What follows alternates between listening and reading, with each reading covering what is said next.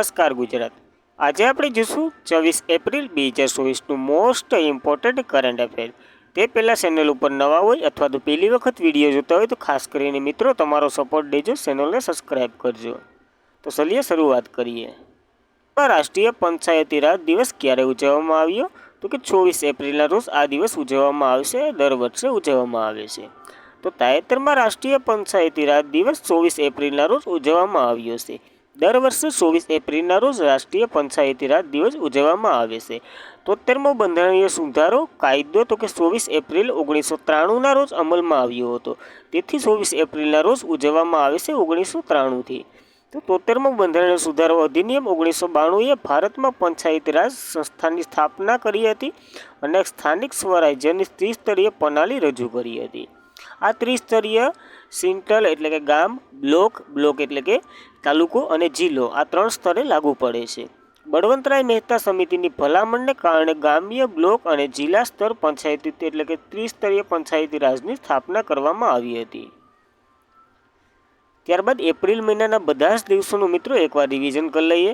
1 એપ્રિલે તો કે ઉત્કર્ષ દિવસ, 2 એપ્રિલે તો કે વિશ્વ જાગૃત ઓટિઝમ જાગૃત દિવસ અને વિશ્વ ઓટિઝમ જાગૃત દિવસ, 4 એપ્રિલે તો કે ખાંડ જાગૃત દિવસ, 5 એપ્રિલે તો કે આંતરરાષ્ટ્રીય અંતરાકરણ દિવસ, 5 એપ્રિલે તો કે રાષ્ટ્રીય દરિયાઈ દિવસ, 6 એપ્રિલે તો કે ઇન્ટરનેશનલ સ્પોર્ટ્સ ડે, 6 એપ્રિલે તો કે નેશનલ હેન્ડમેડ ડે એટલે કે નેશનલ હેન્ડમેડ ડે, 6 એપ્રિલે તો કે રાષ્ટ્રીય પુસ્તકાલય દિવસ ઉજવવામાં આવે છે। 7 એપ્રિલની વાત કરીએ તો વિશ્વ આરોગ્ય દિવસ, 10 એપ્રિલે તો કે વિશ્વ હોમિયોપેથિયા દિવસ, 11 એપ્રિલે તો કે રાષ્ટ્રીય સલામતી માતૃત્વ દિવસ, 12 એપ્રિલની વાત કરીએ તો માનવ અવકાશમાં ઉડાનનો આંતરરાષ્ટ્રીય દિવસ મનાવવામાં આવે છે। 14 એપ્રિલની વાત કરીએ તો વિષય પેશાક રોગ અથવા તો ક્વોન્ટમ દિવસ અને સમાનતા દિવસ આ ત્રણેય દિવસો ઉજવવામાં આવે છે। 15 એપ્રિલની વાત કરીએ તો વિશ્વ કળા દિવસ ઉજવાય છે। 17 એપ્રિલની વાત કરીએ તો વિશ્વ હોમોફિલિયા દિવસ ઉજવાય છે।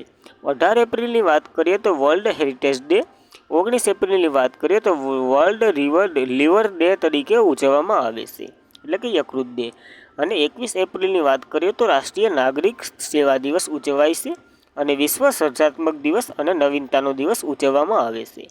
22 એપ્રિલની વાત કરીએ તો વિશ્વ પૃથ્વી દિવસ, 23 એપ્રિલની વાત કરીએ તો વિશ્વ પુસ્તકાલય અને કોપીરાઇટ દિવસ, 24 એપ્રિલની વાત કરીએ તો રાષ્ટ્રીય પંચાયતી રાજ દિવસ ઉજવવામાં આવે છે। તો એપ્રિલ મહિનાના બધા જ અત્યાર સુધી જે ચાલ્યા તે દિવસોનું રિવિઝન કર્યું। ત્યારબાદ વિદ્યાર્થી મિત્રો, તાજેતરમાં હેવનલી આઇલેન્ડ ઓફ ગોવા નામનું પુસ્તક કોણે લખ્યું છે? તો શ્રીધરન પિલ્લેએ લખ્યું છે, જે ગોવાના પ્રેસિડેન્ટ એટલે કે સીએમ છે, તેને આ તાજેતરમાં લખ્યું છે। તો તાજેતરમાં હેવનલી આઇલેન્ડ ઓફ ગોવા નામનું પુસ્તક પીએમ શ્રીધરન પિલ્લેએ લખ્યું છે, જે ગોવાના પીએસ છે। તો ખાસ કરીને આ યાદ રાખવું, જે પુસ્તક ચર્ચામાં રહ્યું છે હેવનલી આઇલેન્ડ ઓફ ગોવા એ કિને લખ્યું? તો શ્રીધરન પિલ્લેએ લખ્યું છે, જે ગોવાના છે। તો ત્યારબાદના થોડાક ચર્ચામાં રહેલા પુસ્તકો વિશે એક નજર કરી લઈએ। તો કે મનોર મિશ્રા તો કે સાંસ્કૃતિક પરિમાણો, મનોર મુકુંદ નવરણે તો કે ફોર સ્ટાર્ટ ઓફ ડિસેન્સ, જયા જેટલી તો કે ગ્રાફિક ડિઝાઇનો માટે પ્રેરણા, ચારુ નિવેદિતા તો કે ઔરંગઝેબ સાથેની વાતચીત, ડૉક્ટર મનસુખ માંડવિયા તો કે ભવિષ્યનું ફળદ્રુપ, અરુણ કુમાર દત્તા તો કે આસામ બેડહામ લસિત બરફુકન, સંજીવ જોશી તો કે એક મહાસાગરીય મારી અંદર, ગોડા બાપા રાજપક્ષે તો કે કાવતરા નામનું પુસ્તક લખ્યું હતું, લક્ષ્મી મુર્દેશ્વર પુરીએ તો કે સૂર્યને ગળી જવું, અને શ્રીધરન પિલ્લેએ તો કે મૂળભૂત માળખા અને પ્રજાસત્તાક, અને હાલ એક ગોવા ઉપર એક પુસ્તક લખ્યું છે, તો તે પણ ખાસ કરીને યાદ રાખવું। ત્યારબાદ એપ્રિલ 2024માં પાપિયા ન્યૂ ગિની દ્વારા ભારતમાં પ્રથમ સંરક્ષણ સલાહકાર તરીકે કોની નિમણૂક કરવામાં આવી છે? તો આ પહેલી વખત નિમણૂક છે, તો ખાસ કરીને યાદ રાખવું, એડિસ નેફિયોની નિમણૂક કરવામાં આવી છે પાપિયા ન્યૂ ગિનીના સલાહકાર તરીકે, ભારતમાં સલાહકાર તરીકે। તો એપ્રિલ 2024માં પાપિયા ન્યૂ ગિની દ્વારા ભારત પર પ્રથમ સંરક્ષણ સલાહકાર તરીકે એડમંડ નેફિયોની નિમણૂક કરવામાં આવી છે, તો નામ ખાસ કરીને યાદ રાખવું। હવે તાજેતરમાં જ પાપિયા ન્યૂ ગિનીએ ભારતમાં તેમનો પ્રથમ સંરક્ષણ સલાહકારની નિમણૂક કરી છે, જેનું નામ તો કે એડિસ નેફિયો છે। હવે કોણ ઓડિસ નેફિયો કહેવામાં આવે છે આને? હવે નેફિયો દેશના પીએનજી સરકાર અને સૈન્ય વચ્ચે કડી તરીકે કામ કરશે અને આ નિમણૂક લશ્કરી આદાન પ્રદાન સંબંધોને વેગ આપવા માટેની એક નિયુક્તિ છે, તો ખાસ કરીને યાદ રાખવું. ત્યારબાદ રાજધાનીની વાત કરીએ તો પ્લોટ બેયર છે પાપિયા ન્યૂ ગિનીની, અને ચલણની વાત કરીએ તો એનપીજી કિન્ના છે, અને પીએમની વાત કરીએ તો જેમ્સ પામરા છે, તો ખાસ કરીને આટલું યાદ રાખવું.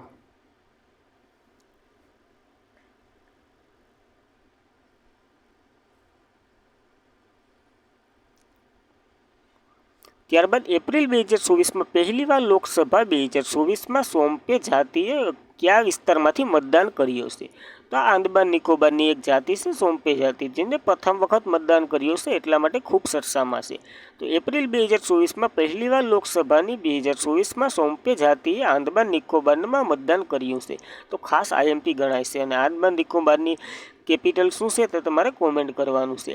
હવે સોમ્પે, સેન્ટિનેઝીલ, જારવા, ઓગરે વગેરે આદિજાતિઓ આંદમાન નિકોબારમાં જોવા મળે છે, અને ટ્રાઇબ એટલે કે પીવીટીજીમાં જોવા મળે છે. પીવીટીજી સૌથી વધુ સંવેદનશીલતા આદિવાસી જૂથ છે, જેને પીવીજીસી ખાસ કરીને સંવેદનશીલ જાતિ જે આદિજાતિ હોય એના માટેનું એક જૂથ છે.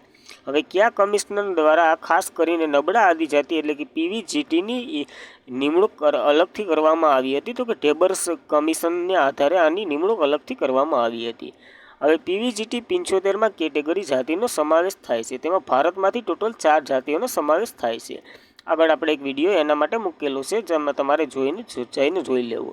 2011ની વસ્તી ગણતરી મુજબ આ જાતિ માત્ર 239 લોકો જ છે, અને એ પ્રથમ વખત જનજાતિએ 7 સભ્યોએ આંદમાન નિકોબારમાં એકમાત્ર લોકસભાની બેઠક માટે મતદાન કર્યું છે, તો ખાસ કરીને આઈએનપી ગણાય.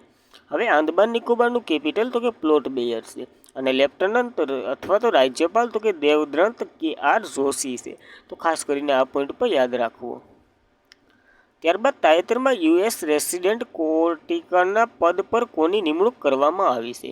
તો ગીતા સભરવાલની નિમણૂક કરવામાં આવી છે યુએસ રેસિડેન્ટ કોઓર્ડિનેટર પદમાં નિમણૂક માટે, તો ખાસ કરીને યાદ રાખવું. તાજેતરમાં યુએસ રેસિડેન્ટ કોઓર્ડિનેટરના પદ પર ગીતા સભરવાલની નિમણૂક કરવામાં આવી છે. તો હવે યુનાઇટેડ રાષ્ટ્રની વાત કરીએ તો તેમની રચના 24 ઓક્ટોબર 1945માં થઈ હતી, એટલા માટે 24 ઓક્ટોબરે યુનાઇટેડ નેશનલ ડે ઉજવવામાં આવે છે. હેડક્વાર્ટર તેનું તો કે ન્યૂયોર્ક ખાતે છે, અને હાલના ગૌલા કોણ છે અધ્યક્ષ? તો કે એન્ટોનો ગુટરસ છે. અને સંયુક્ત રાષ્ટ્ર મહાસભા હિન્દ ભાષણ આપનાર પ્રથમ ભારતીય કોણ હતા? તો કે અટલ બિહારી વાજપેયી, અટલ. તો કઈ આઈઆઈટીના સંશોધકે વિશ્વનો સૌથી મોટો સાપ વાસુકી ઇન્ડેક્સના અશ્મિની શોધ કરી છે? તો આ આઈઆઈટી રૂડકીના જે સંશોધકો છે તેના દ્વારા વાસુકી નાગની જે ઇન્ડેક્સ છે તેની શોધ કરી છે, એટલે કે એની અસ્થિ મળી આવી છે. તો તાજેતરમાં આઈઆઈટી રૂડકીના સંશોધકોએ વિશ્વની સૌથી મોટી સાપ વાસુકી ઇન્ડેક્સના અશ્મિઓની શોધ કરી છે. તે આઈઆઈટી રૂડકીના સંશોધકોએ સૌથી મોટો સાપ પૈકી એક અશ્મિ શોધ કરી છે. ક્યાંથી? તો કે ગુજરાત કચ્છ પેડા લિગ્નાઇટ ખાણમાંથી આ શોધ મળી છે. તો સંશોધકના મતે તે સંભવિત છે કે તે 47 મિલિયન વર્ષ પહેલાં મધ્ય એશિયાના સમય દરમિયાન આ અસ્તિત્વમાં હતું. તો ખાસ કરીને યાદ રાખવા આવા પોઈન્ટ, કારણ કે ઇતિહાસ સંલગ્ન પૂછાઈ શકે કરંટ અફેર પર. તો નામ તેનું તો કે વાસુકી ઇન્ડેક્સ આપવામાં આવ્યું છે. તેની લંબાઈ તો કે 10 થી 15 મીટર રાખી છે. અશ્મિઓના અભ્યાસ માટે તો કે પેટેઓલોજી કહેવામાં આવે છે, જે અશ્મિઓના અભ્યાસ કરતા હોય એને. હવે કાર્બન ડેટિંગ દ્વારા અશ્મિઓની ઉંમર કેવી રીતના નક્કી કરવામાં આવે છે? તો કે કાર્બન ડેટિંગ દ્વારા તેની ઉંમર નક્કી કરવામાં આવે છે, તો ખાસ કરીને આ પોઈન્ટ પર યાદ રાખવું. ત્યારબાદ વૈશ્વિક શૈત્ય ખર્ચ અંગે તાજેતરમાં સિપરીના અહેવાલ મુજબ વર્ષ 2023માં ભારતને કયું સ્થાન મળ્યું છે? તો ભારતને 4થું સ્થાન મળ્યું છે આ અહેવાલમાં. તો કે વૈશ્વિક સૈન્ય ખર્ચ અંગે તાજેતરમાં સિપરી અહેવાલ મુજબ વર્ષ 2023માં ભારતને 4થું સ્થાન મળ્યું છે. હવે સિપરી એટલે Stockholm index peace research institution લશ્કર ખર્ચ સંદર્ભમાં પ્રથમ નંબર ઉપર યુએસ છે, બીજા નંબર ઉપર ચીન છે, ત્રીજા નંબર ઉપર રશિયા છે, અને ચોથા નંબર ઉપર ભારત છે. તો ખાસ કરીને રેન્ક યાદ રાખવો. 2022ની સરખામણીમાં 2023માં વિશ્વમાં લશ્કરી ખર્ચ 6.8% વધારો થયો છે, અને 2023માં ભારતે સૈન્ય ખર્ચ કેટલા ટકા કર્યો છે? તો કે $83.6 અબજ. હવે 2024ના વર્ષગાળા બજેટમાં ભારત સરકારે સંરક્ષણ ખર્ચ માટે કેટલી ફાળવણી કરી છે? તો કે 6.21 લાખ કરોડ. મિત્રો આ ડેટા ખાસ કરીને જોઈને જવા. ત્યારબાદના બધા જ ઇન્ડેક્સો એકવાર નજર કરી લઈએ. તો કે કરપ્શન પર્સન ઇન્ડેક્સ 2023માં તો કે 93 નંબર ઉપર ભારત હતું. પ્રથમ નંબર ઉપર ડેનમાર્ક હતું. હવે સંરક્ષણ એવોર્ડની વાત કરીએ તો શહેરોમાં તો કે ઇન્દોર અને સુરત બંને પ્રથમ ઉપર હતા. હવે સાસવડ મહારાષ્ટ્રનું તો કે રાજ્યમાં 1 લાખથી ઓછી વસ્તીમાં સૌથી પ્રથમ હતું. અને સ્વચ્છ કોન્ટેનમેન્ટ બોર્ડની વાત કરીએ તો મહુ કોન્ટેનમેન્ટ બોર્ડ હતું. અને રાજ્યની વાત કરીએ તો મહારાષ્ટ્ર, મધ્યપ્રદેશ, છત્તીસગઢ સૌથી સ્વચ્છ શહેરો હતા. અને ગંગા શહેરોની વાત કરીએ તો સૌથી સ્વચ્છ વારાણસી અને પ્રયાગરાજ હતું. અને સફાઈના મિત્ર તરીકે ચંદીગઢને ઓળખવામાં આવે છે. હવે સ્નો લેપર્ડ રિપોર્ટ મુજબ 2023માં તો કે મેક્સિમમ લદ્દાખમાં છે અને મિનિમમ જમ્મુ કાશ્મીરમાં છે. હવે ટોમ ટ્રાફિક ઇન્ડેક્સ રેન્કિંગ 2023 મુજબ તો કે લંડન પ્રથમ ઉપર હતું અને બેંગ્લુર છઠ્ઠા સ્થાને હતું. ડેમોક્રેસી ઇન્ડેક્સ 2023ની વાત કરીએ તો નોર્વે પ્રથમ નંબર ઉપર હતું અને 41મા નંબર ઉપર ભારત હતું. વૈશ્વિક બૌદ્ધિક સંપ્રદાય સૂચકાંકની વાત કરીએ 2024નો તો કે 42મા નંબર ઉપર ભારત હતું અને યુએસ હતું પ્રથમ નંબર ઉપર. લિંગ અસમાનતા સૂચકાંકની વાત કરીએ તો 2022માં 108 નંબર ઉપર ભારત હતું અને ડેનમાર્ક પ્રથમ નંબર ઉપર હતો. માનવ વિકાસ સૂચકાંકની વાત કરીએ 2022ના તો કે 134મા નંબર ઉપર ભારત હતું અને સ્વિટ્ઝરલેન્ડ પ્રથમ નંબર ઉપર હતું. આ બંને ઇન્ડેક્સો યુએનડીપી બહાર પાડે છે, તો ખાસ કરીને યાદ રાખવું. હવે IQAir world air quality index 2024ની વાત કરીએ તો બાંગ્લાદેશ વિશ્વની સૌથી પ્રદૂષિત રાજધાની હતી દેશ હતો અને રાજધાનીની વાત કરીએ તો દિલ્હી હતું. અને મહાનગરની વાત કરીએ તો બિહારનું છે બેગુસરાઈ હતું. હવે વર્લ્ડ હેપીનેસ રિપોર્ટની વાત કરીએ તો 124 નંબર ઉપર ભારત છે. ફિનલેન્ડ પ્રથમ નંબર ઉપર છે. ગ્લોબલ ફાયર પાવર ઇન્ડેક્સની વાત કરીએ તો ચોથા નંબર ઉપર ભારત છે અને ટોપ ઉપર યુએસ છે. આ બંને યુનાઇટેડ નેશનલ દ્વારા બહાર પાડવામાં આવેલા ઇન્ડેક્સો છે. હવે ફોર્બ્સ ગોલ્ડ રિપોર્ટ ટોપ ઉપર તો કે યુએસ છે અને ભારતને 9મો ક્રમ મળ્યો છે. હવે બિઝનેસ એન્વાયરમેન્ટ રેન્કિંગ 2024ની વાત કરીએ તો 51મા નંબર ઉપર ભારત છે અને સિંગાપુર પ્રથમ નંબર ઉપર છે. આ તો કે ઇન્ડિયન આઈક્યુઆર દ્વારા બહાર પાડવામાં આવે છે. હવે હુરન દ્વારા વૈશ્વિક યુનિકોર્ન ઇન્ડેક્સ 2022-24ની વાત કરીએ તો ત્રીજા નંબર ઉપર ભારત છે અને યુએસ અને બીજા નંબર ઉપર રશિયા એવી રીતના પ્રથમ અને દ્વિતીય ક્રમે છે. તો આ મિત્રો આ 2024ના તમામ ઇન્ડેક્સો જોઈ લીધા. આપણી ચેનલ ઉપર આવી રીતના જ ભણાવવામાં આવે છે. તો તમને આ સ્ટાઇલ કેવી લાગે તે કોમેન્ટ કરો અને વિડીયોને લાઇક કરો અને તમારા મિત્રોને સજેસ્ટ કરો, કારણ કે રિવિઝનની કોઈ ચિંતા નહીં, હંમેશા તમે માત્ર ભણવામાં ધ્યાન આપો. ભારતની સૌથી મોટી આબોહવા ઘડિયાળનું તાજેતરમાં જ અનાવરણ ક્યાં કરવામાં આવ્યું છે? તો કે દિલ્હી ખાતે આનું અનાવરણ કરવામાં આવ્યું છે. તો ભારતની સૌથી મોટી આબોહવા ઘડિયાળનું તાજેતરમાં જ અનાવરણ કરવામાં આવ્યું છે નવી દિલ્હી ખાતે. હવે આ નવી દિલ્હીમાં પ્રોપર CSIR સેન્ટર ત્યાં કરવામાં આવી છે. ત્યાં એક સંસ્થા છે, ત્યાં એના હેડક્વાર્ટર ખાતે. એટલે હવે આ વૈજ્ઞાનિક અને ઔદ્યોગિક સંસ્થા પરિષદની વાત કરીએ તો તેની રચના 1942માં થઈ હતી. હેડક્વાર્ટર તો કે નવી દિલ્હી ખાતે આવેલું છે. ત્યાં જ ઘડિયાળની સ્થાપના કરવામાં આવી છે. વડા તો કે એન કલાઈ સેલ્વી છે. હવે તાજેતરના થોડાક પ્રશ્ન જોઈ લે તો કે વિશ્વની પ્રથમ વૈદિક ઘડિયાળ તો કે ઉજ્જૈનમાં સ્થાપવામાં આવી હતી. તો ખાસ કરીને આ પોઈન્ટ પર આની સાથે નોંધવો. ત્યારબાદ ક્લાઇમેટ ચેન્જ પરફોર્મન્સ ઇન્ડેક્સમાં 2023માં ભારતને 7મું સ્થાન મળ્યું હતું. હવે પ્રધાનમંત્રી, હવે દેશનું પ્રથમ જોઈ લે તો કે પ્રધાનમંત્રી વિશ્વકર્મા યોજના અમલ કરનાર પ્રથમ યુનિયન ટેરેટરી તો કે જમ્મુ કાશ્મીર હતું. હવે ફાલ્કન 9 રોકેટ દ્વારા લોન્ચ કરવામાં આવનાર ભારતની પ્રથમ ઉપગ્રહ તો કે GSAT-20 હતો. હવે દેશની પ્રથમ સ્વસ્થ ફૂડ સ્ટીલ, એનું નામ તો કે પ્રસાદમ છે. અને ભારતનું પ્રથમ કેન્દ્રીય ભંડોળ પ્રાપ્ત કરનાર ગાય અભયારણ્ય તો કે ઉત્તર પ્રદેશનું મુઝફ્ફરનગર છે. હવે જાતિ આધારિત વસ્તી ગણતરી કરનાર પ્રથમ રાજ્ય તો કે બિહાર હતું અને બીજું તો કે આંધ્રપ્રદેશ બન્યું છે. ભારતનું પ્રથમ ગ્રાફિક કેન્દ્ર India innovation centre for graphic કેરળમાં સ્થાપિત કરવામાં આવ્યું હતું. દેશનું સૌપ્રથમવાર પંજાબે માર્ગ અકસ્માત ઘટાડવા માટે સુરક્ષા દળ રચના કરી છે. હવે તમામ અકસ્માતગ્રસ્તોને સ્થળોનો નકશો બનાવનાર પ્રથમ રાજ્ય તો કે પંજાબ છે. હવે ઉજ્જૈનમાં ભારતનું પ્રથમ સંશોધક IIT સેટેલાઇટ કેમ્પસ ક્યાં સ્થાપિત કરવામાં આવશે? તો કે ઉજ્જૈનમાં. અને ઉજ્જૈન દેશનો પહેલો યુનિટી મોલ બનાવશે, તો ખાસ કરીને યાદ રાખવું. તાજેતરમાં સીથિરાઈ ઉત્સવ ક્યાં ઉજવવામાં આવે છે? તો કે તમિલનાડુમાં ઉત્સવ ઉજવવામાં આવે છે. તો તાજેતરમાં સિથિરાઈ ઉત્સવ તમિલનાડુમાં ઉજવવામાં આવે છે. હવે સિથિરાઈ ઉત્સવ દર વર્ષે તમિલનાડુમાં મધુમાસ એટલે કે મીનાક્ષી મંદિરમાં ઉજવવામાં આવે છે. તે શૈવ અને વૈષ્ણવ ધર્મની એકતાનું પ્રતીક તરીકે એપ્રિલ મહિનામાં ઉજવવામાં આવે છે. તે 15 દિવસીય સુધી ઉજવવામાં આવતો એક તહેવાર છે એટલે કે ઉત્સવ છે. હવે તમિલનાડુ કેલેન્ડર મુજબ શિરાથાઈ એ પ્રથમ મહિનો ગણાય છે તે વર્ષનો, અને આ દિવસ ભગવાન વિષ્ણુ અને તેમની બહેન ભગવાન સુંદરેશ્વરના લગ્ન સમારોહમાં હાજર આપી હતી, તેથી તે સિથિરાઈ તરીકે ઉજવવામાં આવે છે. એટલે આ ઉત્સવ તમિલનાડુમાં ઉજવાય છે, ખાસ કરીને આયમપી. ત્યારબાદ પોંગલ, જલ્લીકટ્ટુ, થરપુસમ, આદિ પેટાકા, થિસુરાઈ ઉત્સવ વગેરે તમિલનાડુમાં ઉજવાય છે. હવે થોડાક તહેવારો જોઈ લઈએ જે ઉત્સવો અને વગેરે યોજાયા તે.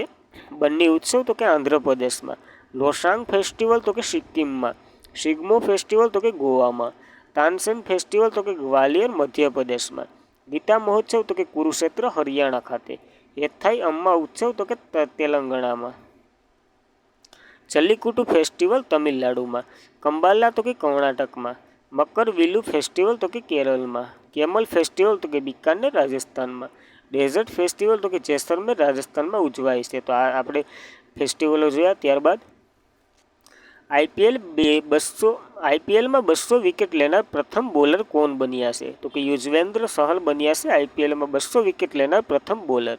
તો આઈપીએલ 200 વિકેટ લેનાર પ્રથમ બોલર યુઝવેન્દ્ર ચહલ બન્યા છે.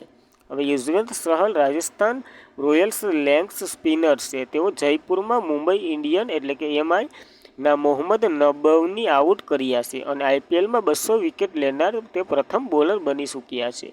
હવે ચહલ પોતાનું 153મી મેચ તો કે આ સિદ્ધિ મેળવી હતી. હવે આઈપીએલ ઇતિહાસમાં સૌથી વધુ રન બનાવનારનો રેકોર્ડ તો કઈ ટીમને નામે છે? તો કે સનરાઇઝ હૈદરાબાદના નામે. હવે આઈપીએલ ઇતિહાસમાં સૌથી વધુ સદી ફટકારનાર તો કે વિરાટ કોહલી છે. ત્યારબાદ T20 300 વિકેટ લેનાર પ્રથમ વિકેટ કીપર તો કે મોહમ્મદ સિંહ ધોની બન્યા છે. હવે T20 12,000 રન બનાવનાર બોલર તો કે વિરાટ કોહલી બન્યો છે. હવે આઈપીએલ 250 મેચ રમનાર મહેન્દ્રસિંહ ધોની પછી બીજા ખેલાડી તો કે રોહિતસિંહ શર્મા બન્યા છે. હવે 500 T20 સિક્સર મારનાર પ્રથમ ભારતીય તો કે રોહિત શર્મા છે. અને મોહમ્મદ સિંહ ધોની આઈપીએલ સર્વકાલીન મહાન ટીમ કેપ્ટન બનાવવામાં આવ્યા છે. તો ખાસ કરીને આઈપીએલ વિશે યાદ રાખવું એટલી માહિતી. આઈપીએલની આ 17મી આવૃત્તિ છે અને સ્પોન્સર તો કે ટાટા છે. તો ખાસ કરીને આ પોઈન્ટ પર આની સાથે નોંધવા. તો thank you for watching this video. જય હિન્દ વિદ્યાર્થી મિત્રો. વિડીયો તમને પસંદ આવે તો લાઇક, શેર અને ચેનલને સબસ્ક્રાઈબ કરો. વધુમાં વધુ શેર કરો. Good day, good life.